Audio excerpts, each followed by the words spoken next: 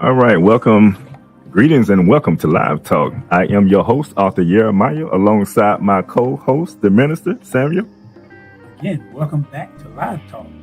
Indeed, it is a joy to be live again. See, this is what we talk about, Live Talk. It's about being live. All right. Before we get into anything today, let's give our general statement. Live Talk is brought to you by TBS Goodwill and Builders of the Highway Foundation. We ask that you verify or contact your personal or business consultant about any information that is shared on this show. Laws are different from state to state, and federal and state law and local laws change often. Do not lean solely on the information that you hear on this show. However, there are professionals on this show that you can consult with, but through the right channels. If you have any questions or concerns, feel free to give us shoot us a DM or email us at livetalkorl@gmail.com. All right, Minister, how you doing, my brother? I'm doing wonderful, Always great to be live, living in vital energy. Looking forward to sharing information as well as just all around goodwill. Yes, sir, indeed. All right, so again, welcome everyone to Live Talk. Like always, we try to give a rundown of our show.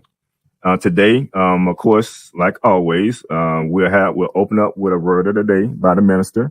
And right after that, we'll have a short commercial break. And then we will go into our main topic for today, which is growing up as a melanated young man in the ghettos of America. The brother that we will be interviewing today is going to share his past troubles and how he made it through.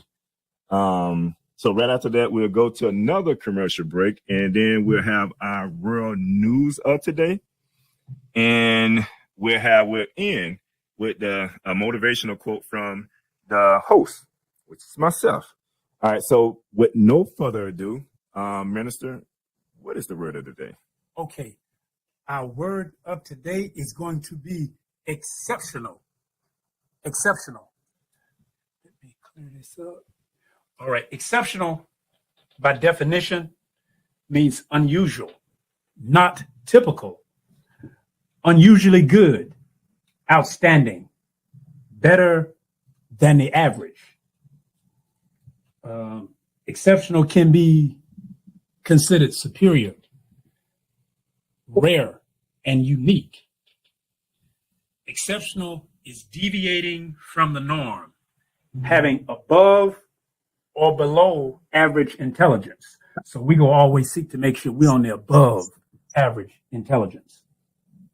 And a famous quote from a very famous and very wealthy young woman,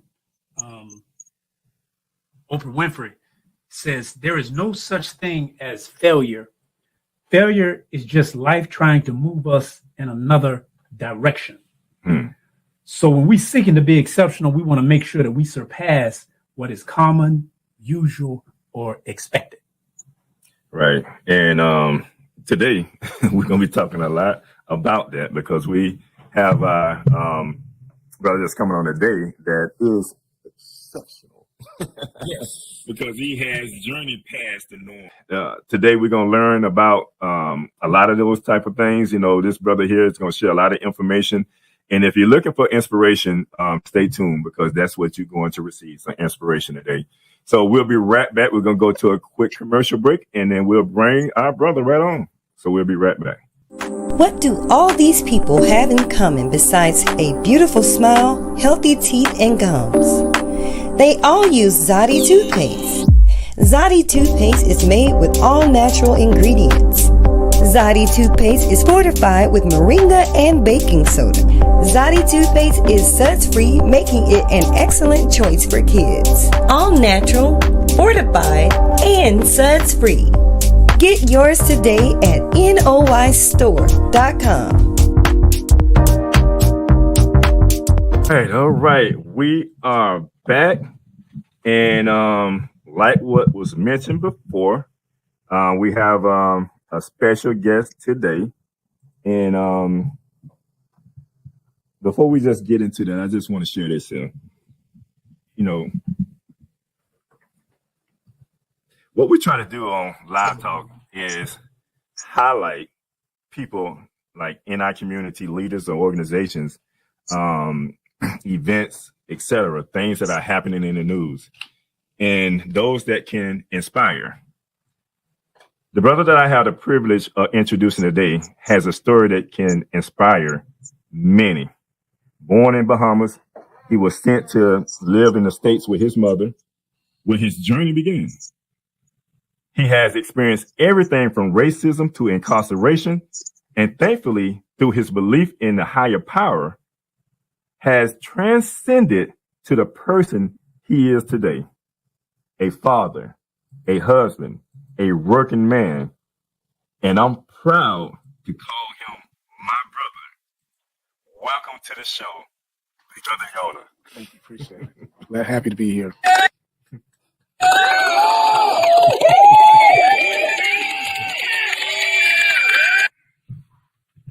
Welcome, Brother Yona. So good.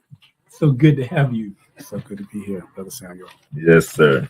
And let's speak up a little bit for us, make sure our audience can hear you. Okay. All right. So my brother, and for disclosure, this is actually my brother. Law. My brother-in-law. So, and I've been trying to get him on the show, like, I don't know how long, because I told him your story is a story that everyone needs to hear about because it's so inspiring. We have too many young melanated men that are going through these struggles and don't know a way out, can't figure a way out. So for the listening audience, I just want to I want you to give your backstory. I know I kind of mentioned something in the beginning, born in Bahamas and, but kind of give your backstory a little bit, who you are, and et cetera. Well, like you said, I'm Brother Yona. I was born in Nassau, Bahamas, and came to the States in 1980 to Miami. Left Miami to go to Altamont Springs in 85, and then went back down south to Pompano Beach to stay with my dad, and then came back up here again. So that's kind of my journey right there with that. Okay. So let's go a little deeper, because we had some pre-show interview. And you stayed with your dad for a while. Actually, I was with my grandfather. My dad stayed around the corner in Bahamas. And the thing with that is I remember happy times in Bahamas. I don't remember ever being unhappy as a little kid. But the truth to be told, I didn't know I was in a different country. I didn't know because there's no different language being spoke in Bahamas but English. Right. So I didn't know I wasn't in the United States. That's with a slight accent. But some of them got English, still. So it's still, and some people don't know, like even Jamaica, they just speak real fast, and it's like exactly. They but think it's a different language, right? But go ahead, sir. One of the things that was kind of shocking was when it was time to come to the United States. I didn't know. My dad didn't say I was going to the United States. My dad said I was going to Miami. Saying to live with my mom. So that was kind of shocker because I thought my dad's wife was my mom. I didn't know I had another mom. I didn't know I had other siblings. Oh, wow. My baby brother Gene was just born. So I thought it was just him. And I was like, wait a minute, I have another mom? And he showed me a picture of my mom. And I was happy, with both moms. And so, but I was like, wow, I got another mom. And so, then that journey began to Miami to meet my mom and found out I had three sisters. My baby sister, Angela, who you're married to, she was just born. And when I came and I got to see them, it was like, I went through a couple of culture shocks. So, that was surprising. Like, wait a minute, I got sisters? And I was like, wow. So. Now, how old was you? I was 5. Oh, wow. Yeah, I was 5 going on 6. Okay. So. Wow. Well, the great thing about it, you was happy. You was excited about it. Yeah, I was happy. When I got to meet them, I was real happy because I had one big sister, which is Julie, and Jenny is my middle sister when it comes after me. Angela's the baby. So it was like, wow. And I was so happy that I mostly stayed around the crib playing with Angela as a baby. I thought she was just the cutest little red little thing. And I stayed around that crib playing with her and stuff like that. And that I was just, it was real happy when I met my mom. It was hugs and kisses. I was happy to see my mom. And wow, I got sisters. It was just like, wow. So it was just wild for me. It wasn't nothing to be like, oh boy, I got to play with girls. It was nothing like it was nothing like that. It was pure happiness for me. You was a big brother now. Yeah, I was a big brother, because when Gene just came from the hospital, I remember being with my grandfather. We went to my dad's car, and my dad pulled up on the corner, and I got to see my little brother Gene. So that was the only sibling I knew that I had. But I also have siblings on my dad's side, which is I have a big brother I've never met. I have two big sisters I've never met. So I'm closer to the baby side with Gene. So they consider me and Gene the baby on my dad's side. But on my mom's side, I'm the second oldest. I'm a big brother. So I used to always tell people it was sort of like a riddle. And I said, the riddle went like this. If you can figure it out, tell me. And he'd be like, all right, kick it. I was like, I'm answer I get, you're a twin. No, I'm my mom's first son, but I'm the second oldest. Right. So I just always use that. Nobody ever figured that out. Okay, interesting. So now you Bahamas. Now you're in Opelika. Yeah. Well, So we was actually in Opelika's northwest, but when I first came, we was actually southeast. We was, because my first elementary school was Morningside Elementary. Okay. So we was on the other side of Miami and stuff. And then we moved to Opelika, and that's where everything started opening up, and I started seeing stuff and started understanding. So I was there for a lot of stuff in Opelika. So you started school though in Opelika. No, actually I started school Southeast Miami, which was it was Morningside, but I was only there not even a full year. So we moved to Opelika, so that's kind of like a blur with that. So that's why I always said Opelika, because I spent more years in Opelika, and I know Opelika like the back of my hand. Okay. But tell us a little bit about that school and that journey, and now how you're coping with everything. Oh man, it was pretty easy. It wasn't no difference from Bahamas. The only thing was Bahamas, you wore uniforms, which is you were dressed in white. But coming up, going to school at Opelika, it was, man, we had to walk to school. It was a long journey to walk to school, but it wasn't long when you were kids, because our community, we lived in Opelika. There was a bunch of houses, neighborhood houses, and then there was apartment complexes all over. So when we went to school, and Opelika was such a huge school that it looked like a high school. It was so big. It was 2 stories and went all the way to 6th grade. So when we walked to school, it was a parade. Everybody was going to that school and stuff like that. And it was like, good luck with kidnapping one of us. That ain't happening. And it was, it was fun to walk to school, man, because it was a bunch of us, and everybody had their little groups and stuff like that you walk with. And it was fun, man. I enjoyed Opelika so much, so that's why I consider Opelika my hometown. I loved it. Despise what the news was showing you, what was going on in Miami. The tough part. Yeah, the tough part. All the hard part we hear about Opelika. Yeah, I enjoyed it because it was so family orientated, that family community, and it was mostly us. And, you had the Hispanic community. So one of the confusing thing with me is I didn't really know Caucasian. It's like you've probably seen one or two, but it might probably roam around. Maybe you always have that one Caucasian family in some of these, communities. So I didn't really know. I thought anybody that was fair skinned was Hispanic. I didn't know they were Caucasian. I thought it was Hispanic. So that was kind of for me. But, you had, my community was just that. I didn't see many Caucasians in my neighborhood. So diversity. Well, you say you didn't see so many Caucasians. Mm-hmm. So just to get, because I know once you transitioned Opelika, you was there for how long before you? Basically 5 years. 5 years, and then now is Journey in Altamont. Now. Yeah, that was a culture shock for me. Okay. Yeah, that's when, as a 10-year-old kid, my eyes got open to racism and like, where am I at? And I felt like we was in a concentration camp, when my mom became 7 Days Adventist, because we were raised up Baptist, and it was fun going to church being Baptist.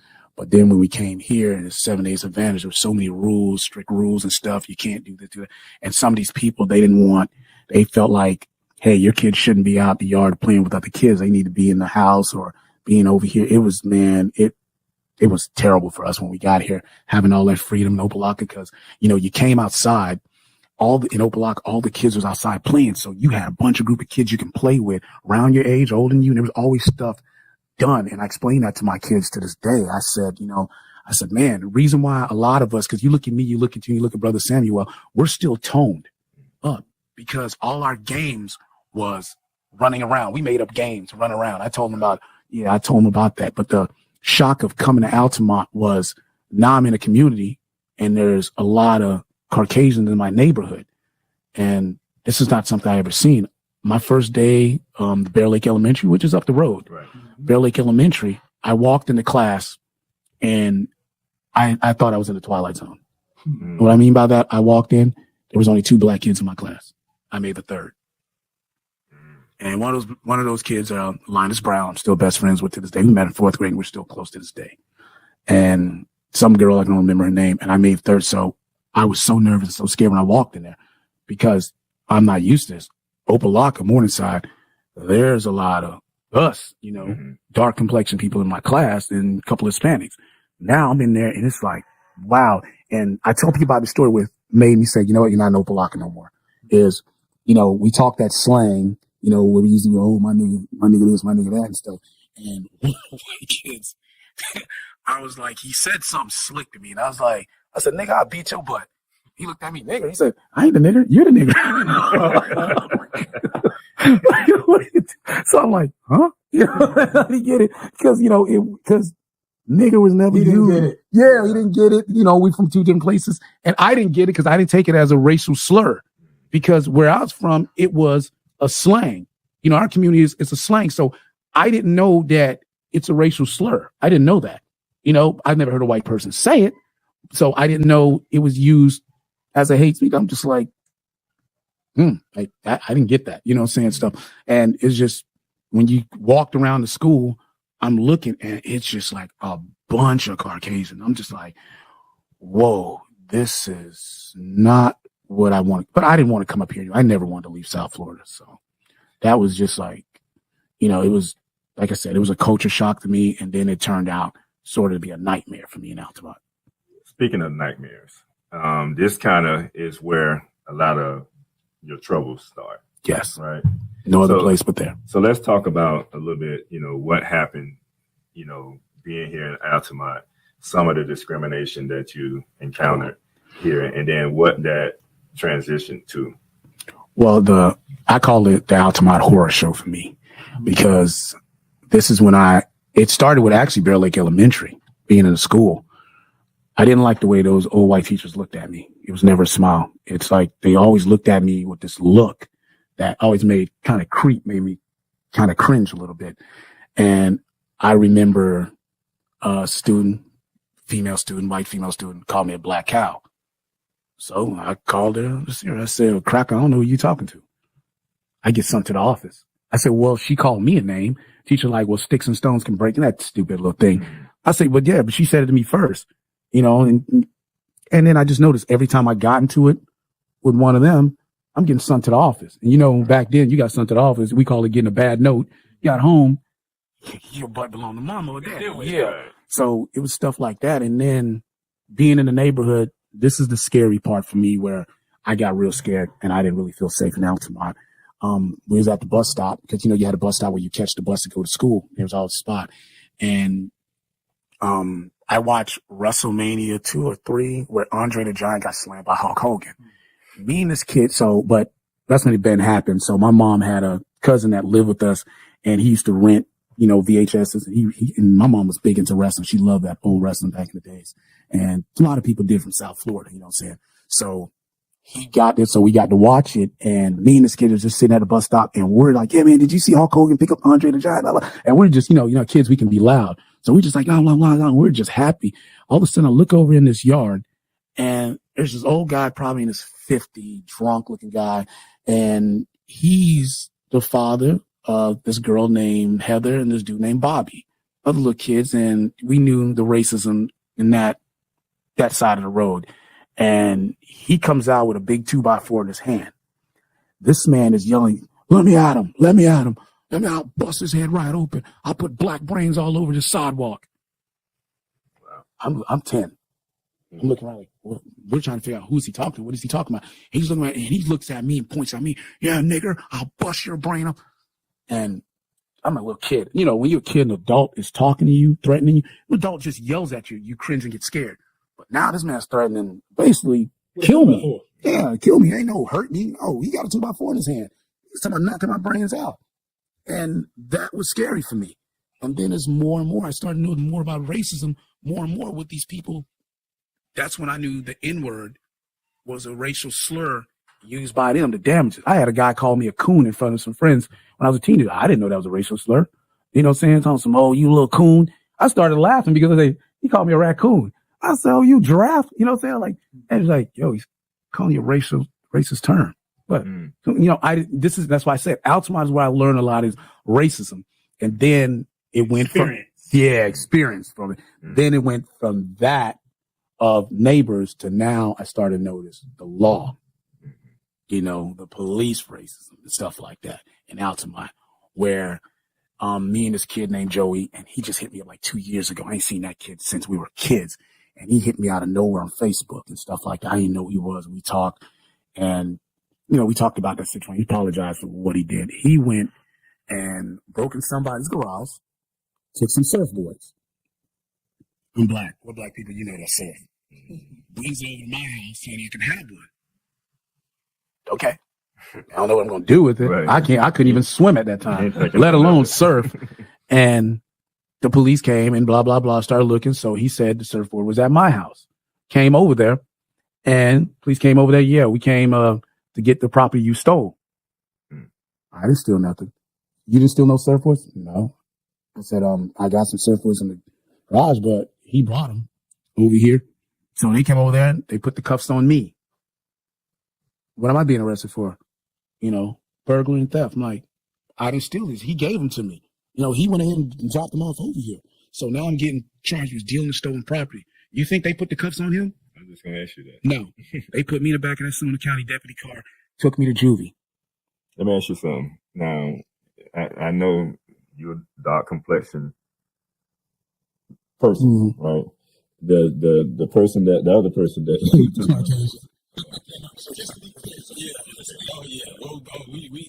that wasn't the first time. You have to mention it, but we need to be clear. Oh yeah, I'm gonna mention it because I want everybody to know that this is real, man. I got to deal with the racism in the justice system and all that. So I got to deal with a lot of that. And there was times that I remember hanging out as a teenager, me and Harrelson hanging out, and they'll come there and they got nothing on us. They'll take me and Harrelson and the white kids we had around them, tell them to go home, arrest us for loitering and prowling. I've been arrested 15 times here in Seminole County for loitering and prowling. Basically, I'm hanging out late. So whatever, that's the easiest charge they can put on you. You know, saying to take you in. But not to be clear, so people understand. So you experienced it and you remembered it. Oh yeah. But people might miss the fact that you was hanging out with black kids and white kids and Hispanics. Yet the white kids were sent home. And you and the other black kids were arrested. We was arrested. Just to be clear. That's clear. That's 100. People might miss that. No, I'm not going to let them miss that. Leave that. You know, the top one. Is that one? Oh, turn back. I'm sorry. Speak up. I'm a little bit farther back. Okay. Yeah. I just want to make sure. Yeah, this has happened more than one occasion. So I knew what the deal was. I heard, you know, saying, so this is not, oh, well, you probably just, I got in trouble before. It ain't nothing new. But I was targeted many times and there was nothing. You had nothing. You know, they tried to get me on selling drugs. I didn't sell drugs. You know, they tried to get me with, you know, hey, I had somebody come to the house and ask me, hey, could you get me a VCR? I'm like, no. It was like, oh, well, you know, hey, well, I heard you can get some stuff, man. I'm like, I had people come up to me and say, hey, can I get a bag? Bag, yeah. Slang for weed, bag of weed. And I'm like, so they're already stereotyped. Yeah, I was already stereotyped, you know, and I'm looking at myself like, what makes you think I sell drugs? You know, yeah, I dress nice. I didn't have no Benz. I didn't have no car. I'm a teenager. You know what I'm saying? I didn't have all that stuff. And it was just that stereotype. But then the dirtiness started was when you have people that got in trouble trying to set you up, you know, and stuff like that. And the police detectives asking these people to set you up. and stuff like that. But the problem is what they was trying to set me up on. I had no dealings in. I didn't sell drugs. So I didn't even do drugs. So, and people try to use that, when I started getting in trouble, like, what is it? Why are you so angry? What's going on? Is it because, you just doing drugs? I'm like, I don't do drugs. And they just thought that my anger came from frustration. I did not want to be here. Not life-wise. I didn't want to be in Altamont, period. I want to be back down south. You have me in an area that I'm not comfortable with. And now I'm being picked on, by Caucasian. Now I'm being, called racist terminology, just all this nonsense, man. So it was, Altamont was really bad for me, and I don't hide it. Yeah. So at that time, being a young man, your teens, you experiencing all this racism. You're getting in trouble. It's like you're as a target on your back. Maybe not knowing that, your complexion being dark skinned may have placed that target on your back because you came from a environment that you wasn't conscious of racism. Exactly. I always tell people sometimes people tell me I never experienced racism. I said, no, you wasn't conscious of it. That's so you became conscious of it when you came to Altamont. Yeah. And now this target on your back, you're getting in and out of trouble, and it seemed like no way out. In your mind, because most kids or most children are inspired to do something. I want to be a police officer. I want to be a fireman. Like those are the things that they give us. Yeah, they give us doctor, fireman, police. Yeah. But was you inspired, going through all this to do anything that was, positive in a sense, or was you just in this funk that, like I can't get a break? No, well, one of the things that came to my mind is I tried to get along with everybody. I thought that could fit because racism started as a little kid. The law trouble was my second stint in Altamont when I started getting in trouble with the law. That's when I started noticing I was being targeted, because I didn't go through that in Miami. I didn't go through that in Pompano Beach either. It's just here. But I thought that I could fix the racism by being friends with everybody. So I tried to be friends with whites, Hispanics, everybody. I tried to be friends with everybody, because I thought that would fix everything. Long as your parents seen that I'm good with you and all that, they will go ahead. Hey, they're not that bad. That's what I thought. I was fooled by that. I actually thought that. But from the final lot of cases, I remember just kids saying that, man, I'm not allowed to play with you. A white person saying, I'm not allowed to play with you. I'm like, well, I didn't do nothing wrong to you. We have fun in school together. He said, yeah, my parents don't want me to play with you. And I'm like, why is that? They say, they don't want me playing with black people.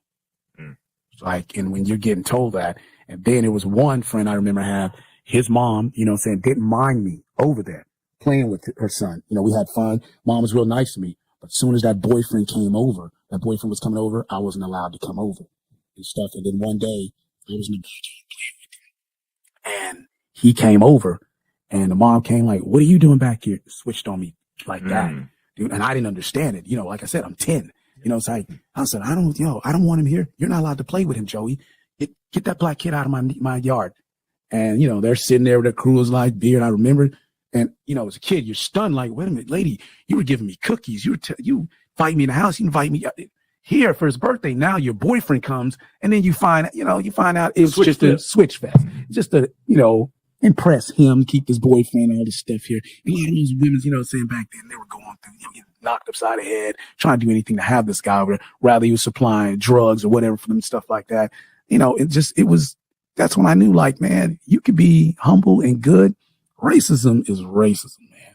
And some people have brought him. Now, my second stint in Altamont, where, like I said, the law thing started, but that's when the racism in the neighborhood kind of changed and stuff like that. And I give that credit to Harrelson because the kids that we used to fight back in the days, they were still in that neighborhood, and it was like me and Harrelson had the mentality like, okay, well, if you're not going to be friends with us, then we're just going to be fighting. We're just going to be fighting. And the thing is what I loved about Harrelson for a Haitian kid from Haiti was Harrelson was not like a lot of the Haitians I knew in Miami back then. They were peaceful. So they didn't want no problems, no trouble. They wouldn't fight back. And I remember I had to fight some of these kids' battles in elementary school because they wouldn't fight back. They were scared because they got to go home and they're going to get a whooping. I used to fight their fights for them and stuff. Harrelson was just a different breed. Like, he's like, I don't care. We're going to fight. And I was like, okay, well, yeah, he's not taking it. I'm like, all right, it's like, because Harrelson, like, no, I get it from both. I get it from the other black kids that don't like me because I'm from an island. I'm from Haiti. So I'm looked down upon as that. Then you're looking at it now. I got these white people. They see my complexion. Okay, you're black, so he's getting it from both ends. So okay, well, me and you good. You know what I'm saying? So the same kids we were fighting and really taking it to him, giving them. All of a sudden, I come back to Altamont years later, and he's friends with these kids. And they're bowing down to him and all the stuff here, and they're friends with him. I'm looking because he showed up at my house when I moved back, and I opened the door. They said, Harrelson's here. I opened the door. I said, all these white kids on bicycles looking like the Hells Angels. I'm like, I pulled them in my house. What is this? He's like, oh, that's my gang. I was like, you got a bunch of white dudes with you? Well, we went through all this nonsense.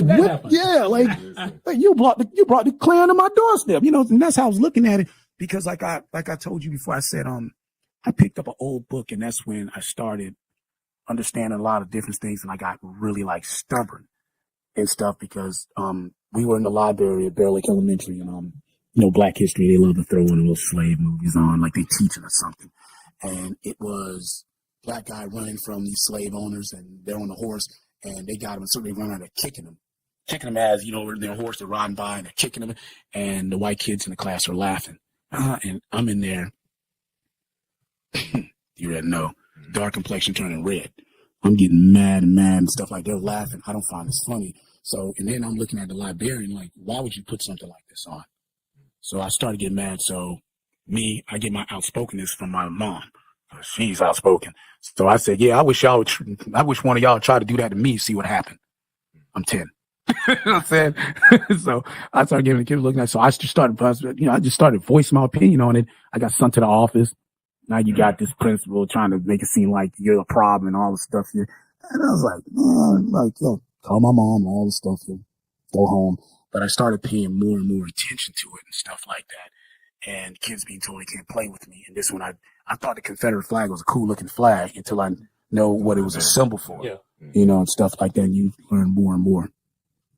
It looked good from the surface. Yeah, from the surface. And don't mean to slip this in, but one of the things I remember, I have a friend named Josh who's a Caucasian and stuff. Like, we've been friends for years. And he's from Cali, and his dad's a hippie, and his mom also a hippie. And so he doesn't understand racism. And he came to me and he's like, yo, don't get mad at me, but why do y'all use the N-word towards each other like a slang? But if a white person uses it, y'all ready to fight, man. Stomp somebody out. I said, and I explained to him, and y'all could probably bear with me. Like, it's not the word that offends us. It's the evil that was done behind it. I told him, here's an example. Superstar. What if I call you a superstar? Like, okay. But okay, what if I call you a superstar and I was kicking your head in or lynching you, shooting, you know, torturing you and calling you superstar? You'd hate to be called superstar. Just like boy. You call a man a boy. Yeah, boy. You know what I'm saying? Yeah, he went from boy to men, but guess what? Guess what they were doing to us when it was calling us boy? Degrading us while they was doing that. And stuff like, so I explained that to him. So he understood. He said, oh, shoot. I said, yeah, it's funny how we turned it into a slang. But I said, but the thing is, when y'all say it, we think of the evil that was done behind it. Mm-hmm. So no matter what word you use, so I explained that to him. Mm-hmm. It's different. They'll say nigger, like, and then nigga. Yeah, that's dumb. It's the same. It's the same. That's how they try to differentiate it. But like you say, the meaning don't change. No. And then they have different meanings to it. You know, I may call a white person nigga. I feel like he's acting out like a nigga. Yeah. You know, and but you know where nigga originally came from, right? Nigga. Okay, I looked this up. Okay. Nigga it's a mispronounced it's a mispronounced word that means black in Hispanic. Yeah. Because it's negro. Yeah. You know what I'm saying? But you go over here because you got to think about it. We thinking when so-called the slave trade came, the Britons and stuff like, no, the conquistadors, the Spaniards, what their language is, Spanish. So they come to Africa, they see the dark complexion because, you know, true Africans are dark as heck. Black. So negra, that's what they see. So you come over here with it, and you already know these old country folks can't pronounce nothing to save their life.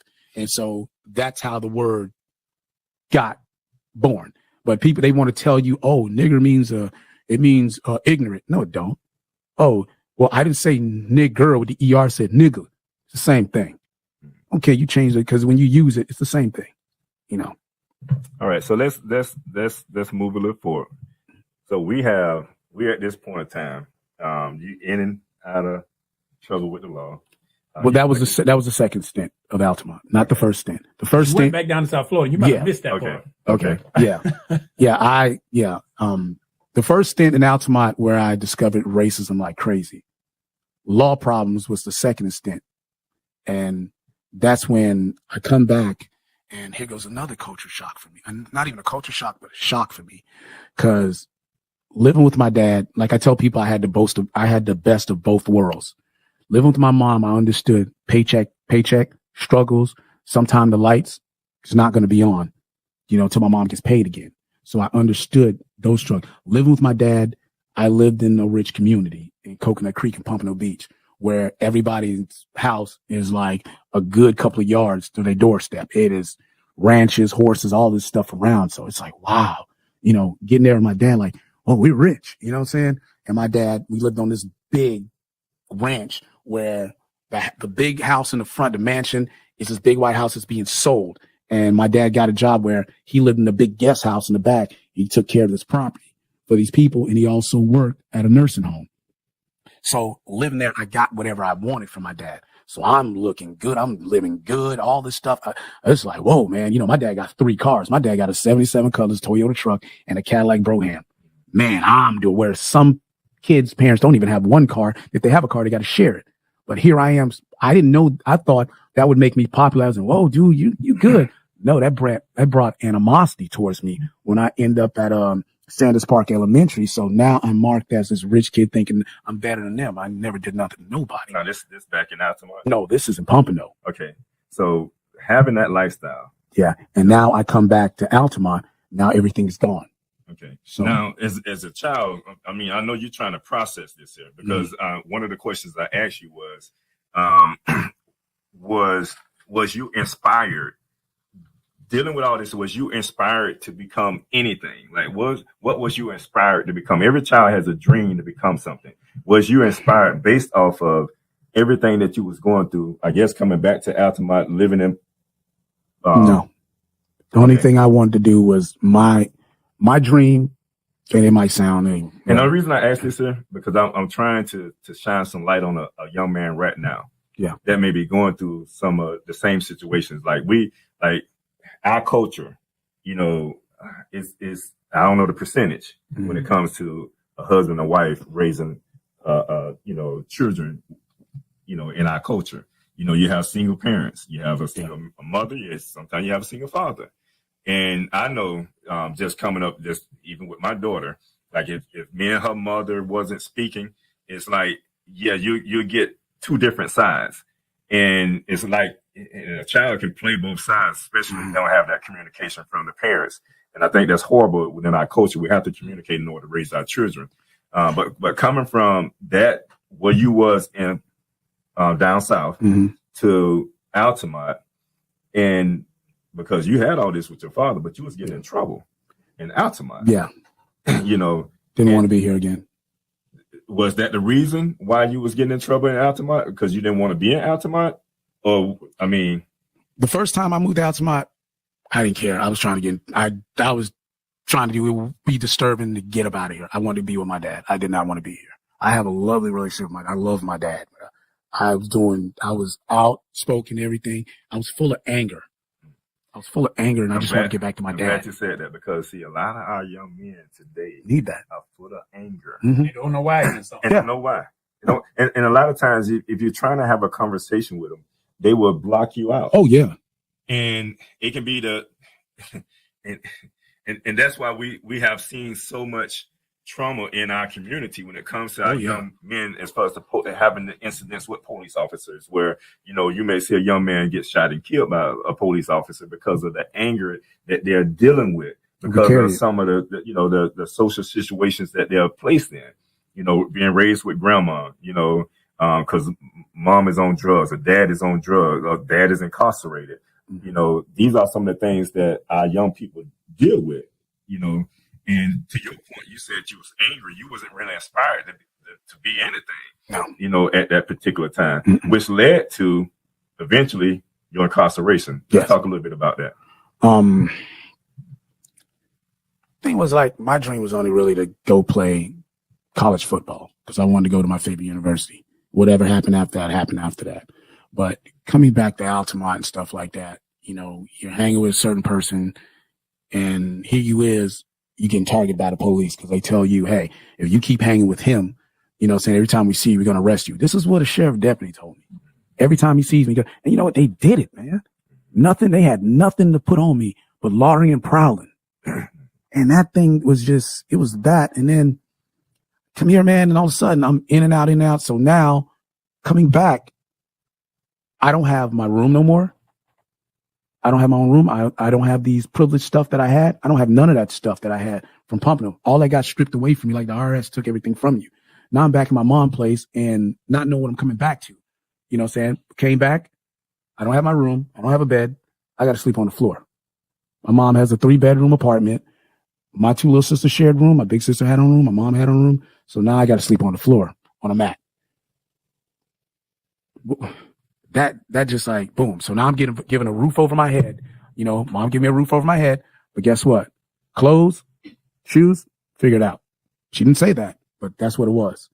So now I have to learn the tricks of the trade on how to provide. What are you going to tell a 15-year-old? Get a job? Yeah. What application I'm going to fill out? I don't even know how to fill out an application. I'm not old enough to get a job.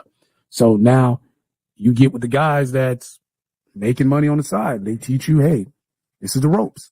You know, if you want to get money, cash, untaxed money, you're going to have to learn some of these things. So I told people, hey, I hit something that I feel like our people are really master at, survival. So I call it survival mode. We're going to do what it takes to survive. And that's what I did. I'm sorry that it cost other people stuff, but had to. But I never did nothing like violently to get money. I never did that and stuff like that. So that's when my trouble started, because now I'm doing this stuff, even more trouble now. I'm already a target. But when you don't have this and you got to provide for yourself, man, you block all that stuff. You block law breaking out. I might be breaking the law, but you block that out of your head because it's about, hey, I got to get money in my pocket because I need some shoes. I need this. I need that. You know, I have a mom. She was pregnant with my younger brother, and she has 3 other daughters. And now here goes her oldest son is back. She doesn't make that type of income to support us. So now I have to take to the streets. As much as she blasted me on getting in trouble, it's like, well, what do you want me to do? You can't afford to buy me clothes. So I've been providing for myself since I was 15. And I had to, you know what I'm saying? No matter, my mom yelled at me, you stay out of trouble, stay out in the streets. Well, lady, I have to go to the streets because the streets is what's feeding me. And so I built up a reputation of getting in trouble. So now I'm already a target because my complexion. Now I'm making it worse for myself, but I don't understand that because I'm surviving. Because now I'm getting in trouble with now I'm committing crimes. People are telling me I'm getting in trouble. Now I got a bad rap. And then when you try to do right, you're already marked as it is. So that was juvenile at that time. Juvenile. Yeah. So you do some time, but you get right back out. Yeah. The thing was, all my stuff occurred when I was a juvenile, not adult. I got charged as an adult at the age of 16. Let's talk about that. That was something that was scary. I went to court. Harrelson took his dad's car out one night, and we were in the car, riding around his dad's car. So we stopped at the top of the car and said, hey, man, just take it back to the yard and meet us back on the corner, all right? Because it was my turn to drive. I pulled up. His dad was out, my mom's brother, and Harrelson's brother. They jumped on me right there, snatched my car. I ended up getting locked up for Grand Theft Auto. So I get, my day of going to juvie. I went to the juvenile court, and the state attorney said, we like him to be charged as an adult. I didn't know what the heck that was. I was 16. I was like, said, yeah, you're going to the county. County jail's right across the street. So I'm like, county, wait, I'm only a kid. I can't go there. Yeah, they got a juvenile part. I'm like, yeah, so now I'm scared. So I go to that juvenile part. Some of the guys that I knew from the juvenile, they're over there already. So I get over there, and it's no more 21 days and you get out. They can't hold you no longer than 21 days in juvie hall. Now it's like, instead of 21 days or sent you to a program for 3 months or something, now you're facing years. Wow. So now I'm facing 7 years. 7 years incarcerated. Like 7 years is like 70 years to a kid. And I'm just like, well, wait, like what? 7 years, like forever. Forever. I'm facing 7 years. So they gave me a $10,000 bond. That might as well have been $1 million, right? Like, Who gonna touch that? Who gonna touch that? Even if my bond was $500, my mom ain't coming to get me. Like $10,000 bond. Don't act like I just pulled a Ponzi scheme or something. Racket there, $10,000. How long did you sit in jail? I sat in the county 4.5 months. Wow. And this is how I got out, where I played the system to get out. But little as I know, the system played me.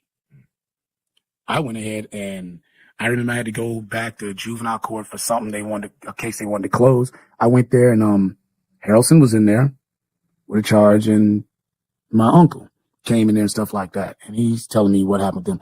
So they was like, man, you've been locked up for a while. I said, well, hey, if your dad don't drop the charges, they're gonna send me to prison, dude. So he walks in, they're being all nice to me. These are the same 3 guys that jumped on me and the same guy that had me arrested. And supposedly, I knew he didn't want nothing to do with none of the case, no nothing. It was like, oh, when you coming home? They're thinking I'm still juvie. No, I'm in adult system now. And they didn't do nothing. So I went to the attorney, who was my public defender, and I said, and like I said, I played him real good. I was kind of proud of myself for this one. I said, I'm learning something. Because believe it or not, incarceration, you learn a lot of things. You learn good things, you learn bad things. And this thing I learned, I said, you know what? I know his dad's not coming to court. His dad don't want nothing to do with the case. So I went to my state. I was like, I already did 4 months. My court date's like in like a month down the road. So I was like, yeah, I said, well, I talked to him and he's not coming to court. So he's not coming to court. He wants to charge drops, and say he's going to tell us, hey, he wants to charge drops. He's not coming to court. He's like, you want to charge? Yeah. So I said, you can tell him I'm not. I said, only plea I'm taking is probation. I said, that's it. I said, otherwise, hey, he's not coming to court. Guess what? I go to court. They give me probation, let me out that day. And I was like, wow. But little as I know, there's a trick to that. And we can get into that. Okay. All right. So, well, let's get into it. Is this the time that when you was is this the time that you were sent up the road, or did you get out this time? No, I got out this time. But I go back to the same community, around the same people. Okay. They doing the same things. Right. On paper. And I'm on paper. Okay. So this lead to the next incarceration. The next incarceration. Okay. And tell us a little bit about that, because I know you had mentioned before that this was a situation that you was accused of something that you didn't do. Let's talk about that. My popularity in that community, now I didn't know how small Altamont was. Anything Altamont's big. My popularity, me and Harrelson popularity go one and two. So people knew who we were. They respected us. Some of them feared us. You know what I'm saying? And people used to look like that little dude. And then here I am. I'm lifting weights now, so I'm kind of stocky. I got a bad reputation in the neighborhood of fighting a lot. That I even got charged with battery on a Leo on 2 occasions. My sisters watched me fight 2 police officers in my front yard. My mom watched me just do they behind end, but I didn't want to run. I kept fighting until the 3rd one came and slammed on the ground. So now I got a bad reputation. That made things even worse for me in that community. So, people's like, yeah, man, hey, Sonny will get your back and stuff like that. So some guy owed somebody money, and he was friends with Harrelson. This is why sometimes I tell people that you got to watch who your company is, man. Because if your company is hot, man, it's going to boil down to you. You're going to be guilty by association, man. And my stupid behind did not understand that. And they brought him around the neighborhood. And of course, everybody hung out in front of my mom's. I was like, hey, man, let's go around the corner. Talk this out, man. So the guy comes out and he starts fronting me and Harrelson about money. What money? What money you supposed to pay me? Harrelson just lost it. I'm like, man, you paying you no money? Dude, I don't even know you. Like, well, your boy said you was going to pay him. I was like, pay you what? He's like, well, and all of a sudden, I reached down like this, and man, you got to get up out of here. They fled, called the police, and said that I threatened them with a gun.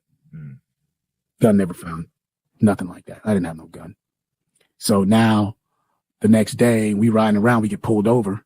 I get out of the back seat. They scan me. Yeah, you got a warrant out for your arrest. For what? You're being charged with aggravated assault with a deadly weapon. I'm like, okay, man, I'm gonna beat that. I ain't had no weapon. You know what I'm saying? Boom, boom. Man, one thing, I'm on probation. Violation time. Right. So now I'm in the system and blah, blah, blah. And this is where, like I said, the system's dirty. This guy is a gang member. Well-known felon. That been accused of toting guns. Been found guilty as a juvenile toting guns. This girl, they got her out of drug. This dude bonded out of the county jail like a month before my trial. This girl just came out of drug rehab center. And I go to court and they put on an act. I get found guilty on the charges. And this is where, because my past and having charges, they illegally charged me they sentenced me as a habitual felon. Habitual is when your hands get your sentence get enhanced. If you're facing 5, you're getting 10. And stuff like this. And this is when I understood, like I told you, with the public defender stuff. I always heard people say public pretenders. I learned this time because this man was winning my case during trial. He was taking it to the state attorney.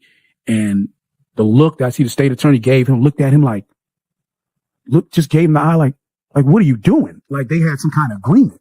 Because, that's how they do it. People think the rappers are lying. No, that's for real. You give me him, I give you him. Okay, let me get him, saying they swap out stuff.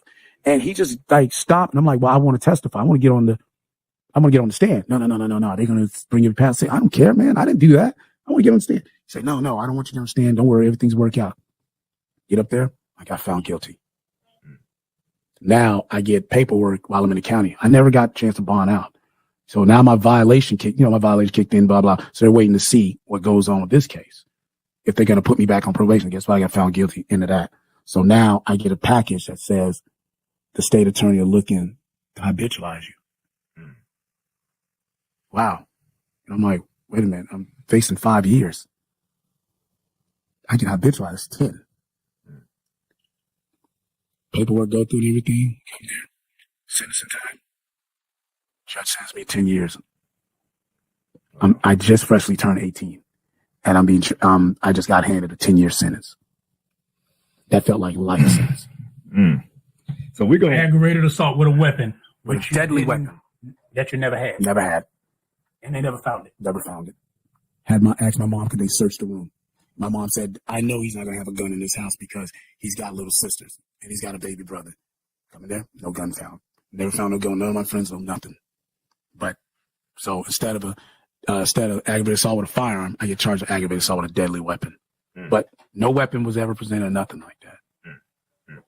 So, I mean, it just shows, being in being a melanated man, growing up in America, in I guess we would say the hood or the ghetto, or a poverty-stricken area, or there's always a target on your back that you always have to be mindful of. Exactly. And careful. Low income black man in trouble, because once they get you, now you can say you're a troublemaker. Exactly. And that's what the label I got. See, hanging out on the corner. Kids hang out all the time. All the time. If I arrest you, I've been a criminal. I've been arrested on the sidewalk. One of my charges as a juvenile, I just came out of McDonald's off of 436. I was so happy that I went ahead, I mowed a couple of lawns and I got some money. Man, I went and got me a Happy Meal to eat, bro. I'm happy. So I just ate and I come out of McDonald's. Police sees me, Altamont sees me, boom, pull over there, boom, boom, boom. Search me up and down. I don't have nothing. Yeah, you don't have nothing to see. Where's the drugs? I don't have drugs. Now, boom, boom, put the handcuffs on me. Like, where am I being arrested? Logging problem. What? I was on the sidewalk where the judge, Leonard Wood, Summer County, if he's still alive to this day, I love that man. That judge did whatever. Man, that man did whatever he could for me and Harrelson, man. He kept letting us out, that white man there, he understood what me and Harrelson was going through. He understood. That man kept letting us out, man. Till where his hands was tied. He had to give him, but. Oh, you can get a young black man with a charge. That's aggravated assault with a deadly weapon.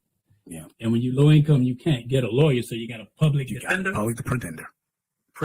Mm-hmm. Public defender, but that's why they call him a pretender. But when you get in court, now you find out that justice is not blind. It's not. Justice has a wide open eye on a young black man with no money. Yeah, justice got a band, but that band is covering half of the eye, and one eye is looking. Because they got to see who is the one getting in trouble. Oh, white kid. Oh, yeah. Black kid. Yeah, okay. Keep this. We'll turn this side to the white kid that's covered. But this side, black kid is open and stuff like that. So, But you can see, like, even, like, and this for anyone that's listening, got have children. We just have to be mindful, even speaking to our children about, getting in trouble, because what happened is, you build up a rap sheet. You're in this system now, and in their head, I got proper cause to mess with him. And anytime I want to. Because see, I can justify it because he's in my system. He's always in trouble, and that's what they try to build up this rap sheet, even with our young men in the community, so that now they can pick on him. Yeah. But 10 years at 18, it's like, now we got you. Yeah. And some people from the audience want to know how you got over, because he did overcome it. We're going to have you talk about that. But the reality is, there's a lot of young men who got time that look like they can be 16 getting tried as an adult, getting 10 or 12 years. They can be 18, like you get 10 years. You'd have been at the juvenile, 21 days you out, for literally doing nothing. However, now we got you facing 10 years. Yeah. Facing 5, but they're giving you 10 because they're enhancing that sentence. Yeah, that's called the criminal justice system, where there is no justice. There is no justice, and I learned that. And then when it came to the system, I understand it's a point system. Yeah. So I talked to these kids about that, and I talked to a lot of kids about that, because we were fooled that every time they let us out on house arrest or probation. A lot of us are fooled like, oh, they ain't got nothing on me, man. That's why they let us go on this stuff. They just wanted something. No. You know what they're doing? They're building points on you. A rap sheet. No. It's not a rap sheet. It's a point system. What I mean by the point system, let me explain this to you. Like, your sentence is based on points, how many points you have.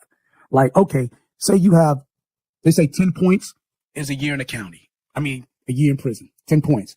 Well, you know what? He's going to get in trouble again. Let me say this, though.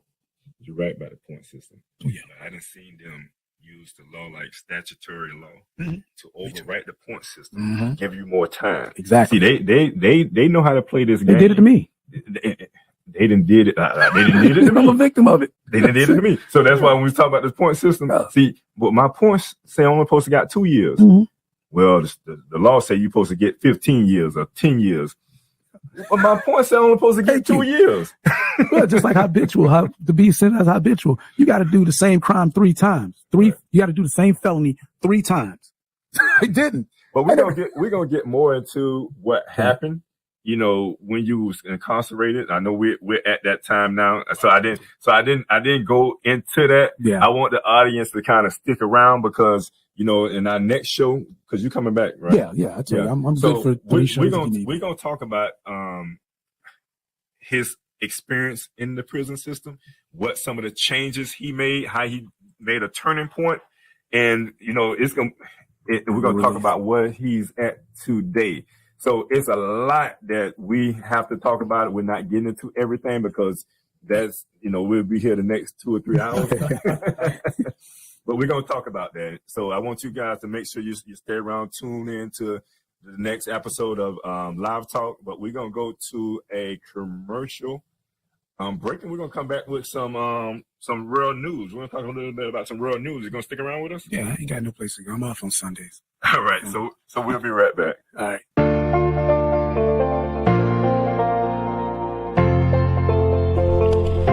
Hi, my name is Joe, and I'm an enrolled agent with Scott & Associates accounting firm. As you can see, we work diligently for our clients, making sure that all of their tax and accounting needs are met. Come take a walk with me. At Scott & Associates, we pride ourselves in providing exceptional service to our clients. We firmly stand behind all of the work that we do. However, we have also put measures in place to protect our clients should something ever go wrong. To schedule a tax appointment for your business or personal need, text or call us today at 321-754-1360. And remember, you can always count on Scott.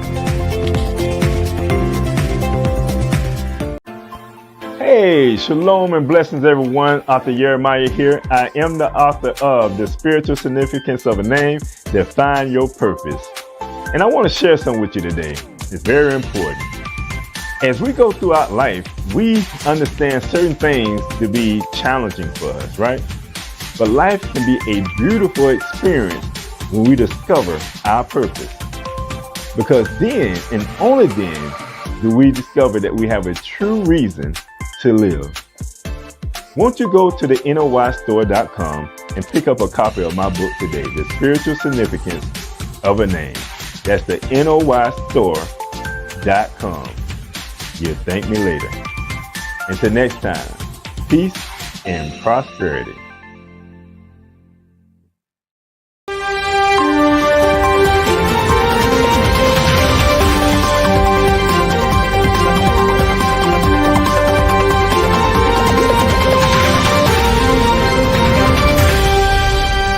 All right, welcome back. And as you see, it's where we talk about our world news.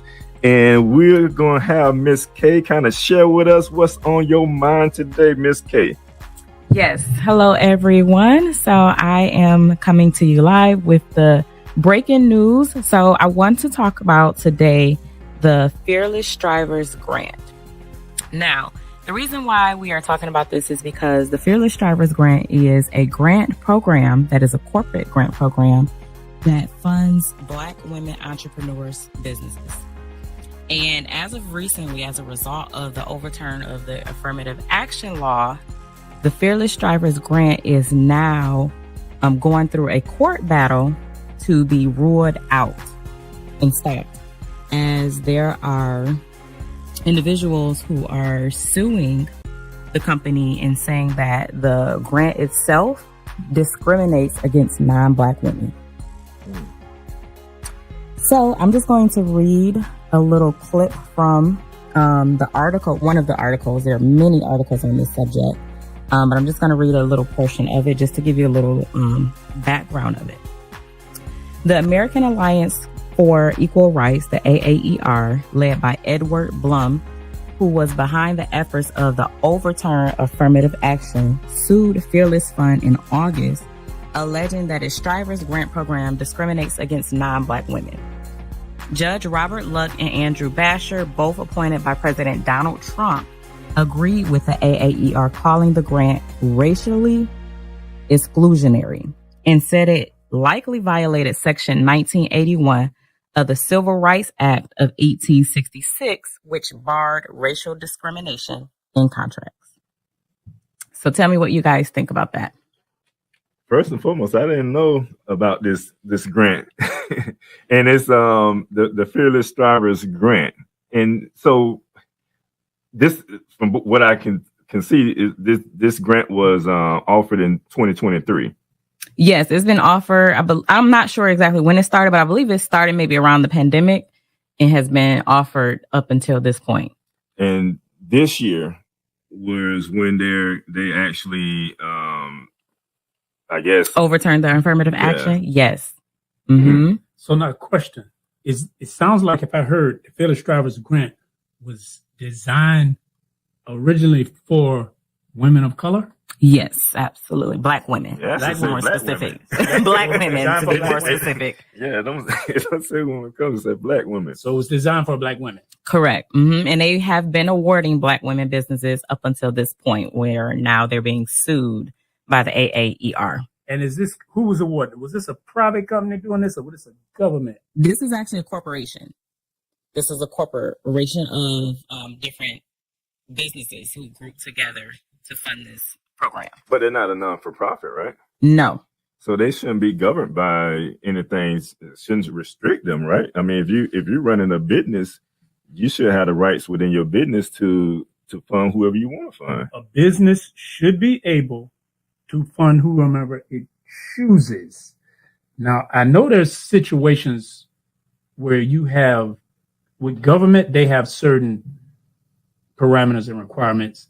But if it was specifically set up for Black women, then Black women should be applying for the grant. Mm-hmm. But you now have non-Black women saying that it is discriminatory. Correct. Mm-hmm. Which is crazy. So what's the qualifications, like even for a Black woman to receive the grant? Well, you have to, of course, be an entrepreneur. Some of the grants were for starting entrepreneurs, and some are for some who are already established. And then you have to, of course, complete the application and show different requirements for your particular business, depending on if you are a founding or startup, or if you are already established. You have to be, of course, making a certain amount of money versus not if you're a startup. So, okay, so basically, it had to be like a small business. correct. Okay, Mm-hmm. and if I'm not mistaken, because I did just try to bring it up, and Why you looking? Did you say they went to court, or they actually said they took this to court and found them that it was discriminatory? So right now they are in they're in a local court. They so what happened initially, the AER they at first they blocked it. They blocked it, and it was, they let them continue. But then there are a couple of judges that got involved that came back, and basically, I guess from what the article said, there are a couple of judges that came back and presented their case, and then they went to put a halt to it. So it hasn't officially started because it hasn't officially made it through all the way through the court system. Right now, it's just at a halt. But originally, they allowed it to continue they overturned it and allowed it to keep going. And then there was someone else that came and blocked it. And so now they have to put a halt to it. And from what the article said, it looked like it may be making its way to Supreme Court. As of right now, they're saying where it stands in the local courts is likely to not pass. But if it goes to the Supreme Court, there may be a different outcome. Yeah. And I had someone kind of chime in, and I don't know if we can, if you listen to the audience, I mean, if you want to chime in on this, and you can raise your hand. I don't think, do we have the security settings on where they can unmute themselves? Yes. They can unmute themselves. Just click it. Yeah, once you click it. It should be checked now. Okay, so if you're out there and you're on the call and you want to chime in, because I had someone chime in and ask, do the company, the organization receive government grants? That I'm not sure. Okay, because that can make a difference. Like, that's the only way I can see where someone can try to regulate it, if the government has anything to do with it. If it's government funds, yes, it has to be written a specific way, because they have like minority and women programs set up, and you can do those. But if it's private, my opinion, because we live in a society, unfortunately, that is based on racism. Mm-hmm. And you have those now who don't want to simply admit it, that they want to. See, the only way to deal with a problem is to first accept the problem. Now, most of us, especially those of us of color, know that this country was founded on racism. That's how America got ahead on all those 3 years of slave labor. Call it what you want. Hangings, black people were hung in this country. That's a reality. So now the institutional racism that followed that, from Jim Crow to segregation, now you want, because we came through all that and have learned to navigate it, and we've been successful even with the racism. Right. And because now people are calling it out, you want to switch it, but it's like when you're in a position of, you're the majority and you have the prominence, there's so many grants out there, there's so much opportunity out there that black women have not had access to. Right. Now you have some white women who may be having struggles, but if they look, they have access to a lot more resources than black women. So if someone starts something for black women, it should be for black women. But unfortunately, I hate to say this, but I have to say it. When you don't vote, you have to deal with the reality. Like, there's a local election coming up now, and we don't vote. We don't vote in these municipal elections. We don't vote in city. We vote for a president and dislike or like. And think that's going to change something. And think this going to change. But then you have to realize that when they can appoint judges to certain seats. And now when you see the composition of what's on the Supreme Court, they can take things and change it because you can act as if racism doesn't exist. And you can be on one side of the aisle or the other, but it's like you can have a company who says, well, I don't want to do a wedding cake for a gay couple. Right. You may be okay with that, but understand when you do that, these same people will say, you cannot have a grant for black people. We are black businessmen. If we want to start a grant for black women, that is our right. Right. If the parameters are there. Mm-hmm. Yes. And that's not a racism thing, but that's the climate that we're in, and we have to really be conscious about it. Yeah, it's a shame how, if someone established something like this, and I understand all women have been through some struggles here in America, but black women been through a whole lot, and the last one on the poll. Right. It's called the last. See, right. Forgive me, people. Hello? We're in a society. Oh, we got a caller. Now she's unmuted. Go right ahead. Go ahead, caller. I was like, can I get a little bit in before you go? Yes, I saw it, but I was like, I don't know. They were talking, so I didn't want to stop. But go ahead. I just asserted myself. This has been a great show, great topic. I just wanted to chime in, and I agree. Voting is good, but more importantly than voting, this is what happens when, as a people, we don't organize, right? I think there was a musician, it might have been P. Diddy. I used to love when he had the shirt that said, organize or die. And that's just the truth. We as Black people of color, we have to get on the same page and start to make our demands as one, because this is what happens when we don't organize.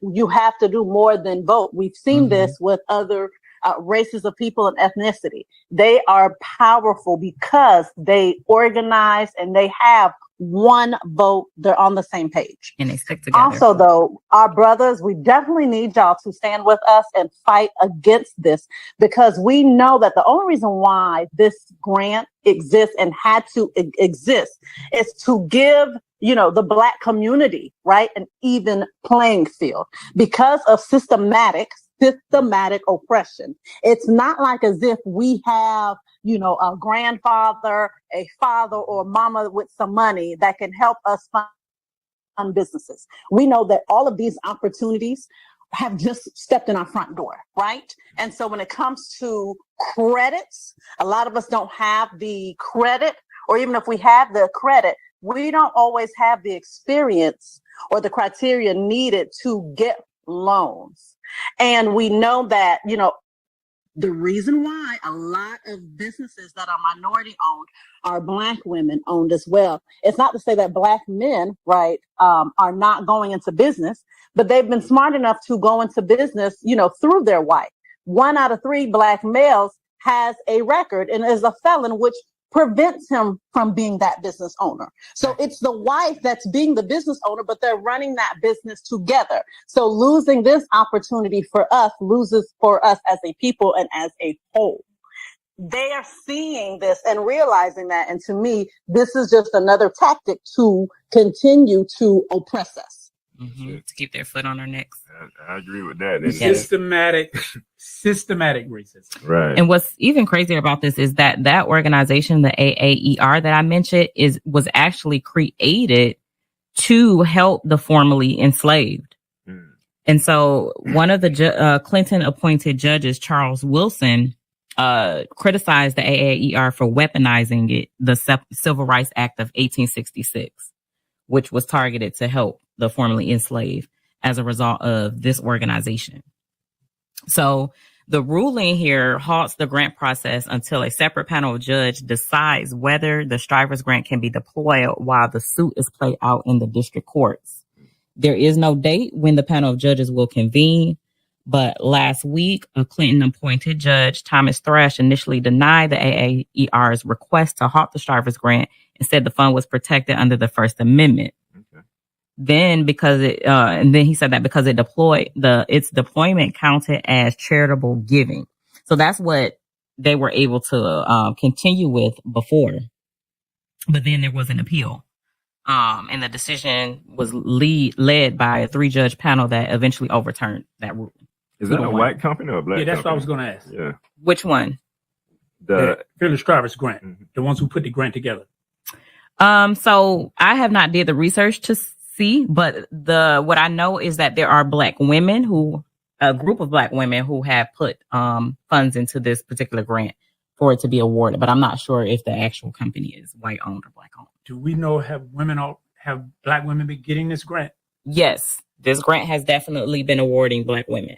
And is it now it's literally being stopped? Like you have the Correct. black women who are in a position to receive it, and now this lawsuit is stopping them from receiving it? Correct. And what's even crazier is that this is also halting other black women grant programs because other people who have the same type of initiatives are now looking at this and saying, hey, we need to stop. We don't want to get sued either. So, but we have KJ Jean wants to say something. You can go ahead and unmute your mic. All right. Thank you very much, people. You know what, you guys say some valid information. I am proud to actually jump on the show here because there's some extra facts that need to be actually let folks know about it. And so my thing is that I'm doing something about it. I'm a certified wealth coach, and I'm working along with Alfred Nixon, who actually came in Florida, wanted to actually target the black community to help them with financial status.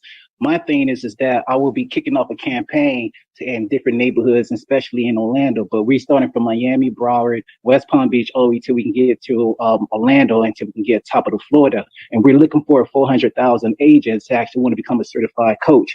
Here's a great part for folks who actually been incarcerated. We have a position for them that actually can apply with us, which means that we give them a job to empower them to where they can actually build wealth.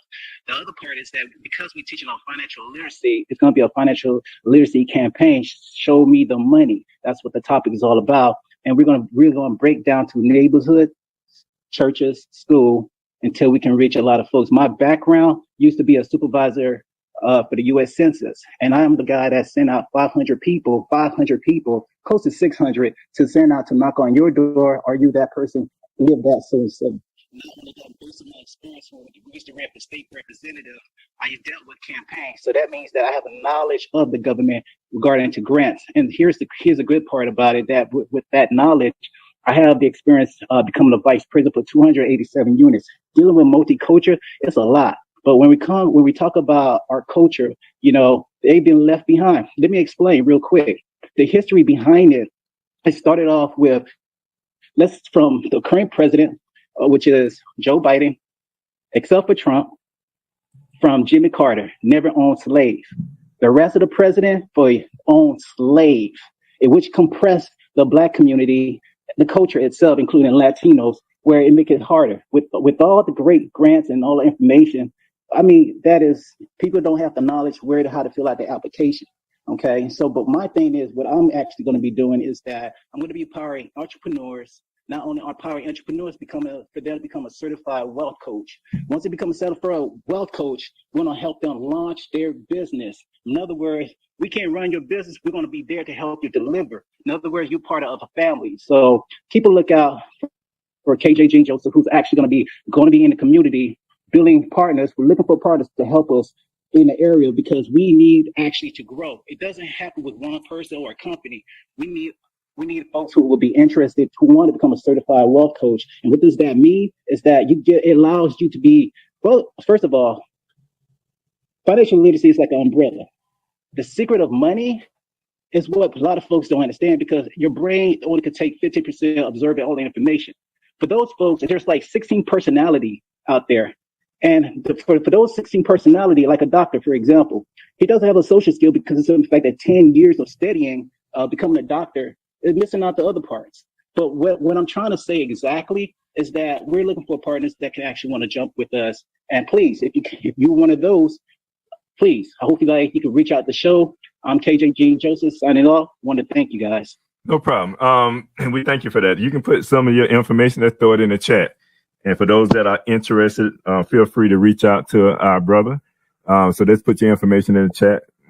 Hopefully we get somebody to reach out. Now, that's a wonderful thing. Especially when you're in the Central Florida area. Right. And to even the call before that, point, and when we talk about voting, I mean, voting is key, but organizing is another key, because we still vote in blocks, because now that gives us that power and control, so now we walk in the door with feeling a certain way, and whatever we can do, we definitely want to push this. We want to push this on our social media. We want to talk about this more. We want to, hopefully it can get into, someone can hear it that can really make some moves. We want to touch base with some of our local politicians, our commissioners as well. And this grant, now this is a national grant, right? Yes. Mm-hmm. Okay. This is a national grant. Okay. So we're talking on congressional level there. We're talking about national. And I love it. It's like, voting, something we have to do. It's not organizing. We need to do a whole show because we're about solutions here. Most of us are solution oriented. That's why we created this platform, Live Talk, and not just talk about it, but it's like, what can you actually do? Right. It's like we can't complain when we see this happening. Then we have to determine if it's not right, what can we do to make it right? Right. And we got time for one more caller. If anyone want to chime in quickly. All right. And if not, we will get ready to close out. We're at that time and that hour. Yeah, time, it flies when you're having fun. So we'll get ready to close out. I always like to give my guests the first, option to just close out. Tell everybody, if how they can follow you. Anything you want to leave with in our young people out there, just based off of some of the information that you have shared thus far.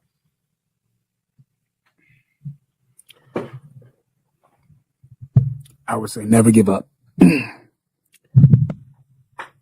Just never give up on yourself. And the thing is, the best advice I can give a lot of people that's probably going through a lot of stuff that they probably don't want to hear is don't let the words of "I have no way out" fool you. You always have a way out. And sometimes you need to change the place that you're at.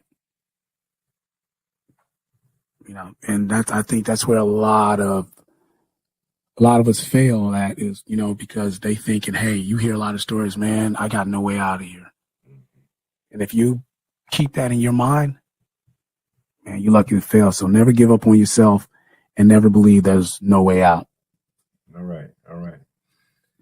Minister? Yeah, I just want to follow up with that. That's the reason we have Brother Yona here is because a real live demonstration of there is a way out.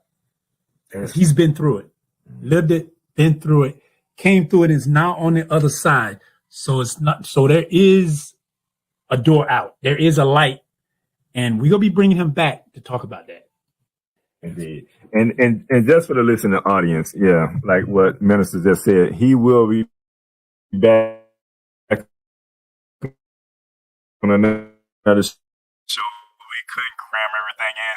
You're going to hear some very powerful, see where he's at right now. You have to tune back into the show because it's going to be amazing. I'm inspired by, like I told you, full disclosure, this, we're connected. This is my brother. I always tell him, your story not only can inspire people, it can become a movie.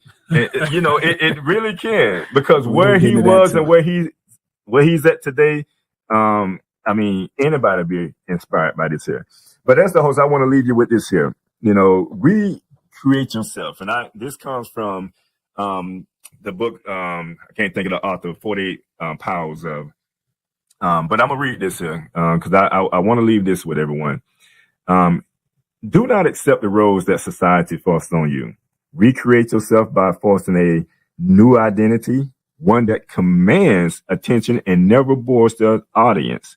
Be the master of your own image, rather than letting others define for you. Incorporate dramatic devices into your public gestures and actions. Your power will be enhanced and your character will seem larger than life. So it's something I just want to leave with everyone. You know, we always have to recreate ourselves. We may go through some times in life, you know, but it's all about the end results. And that's what this whole show has been about today. And like brother say, he's going to join us for the next show. I want you guys to join us for the next show.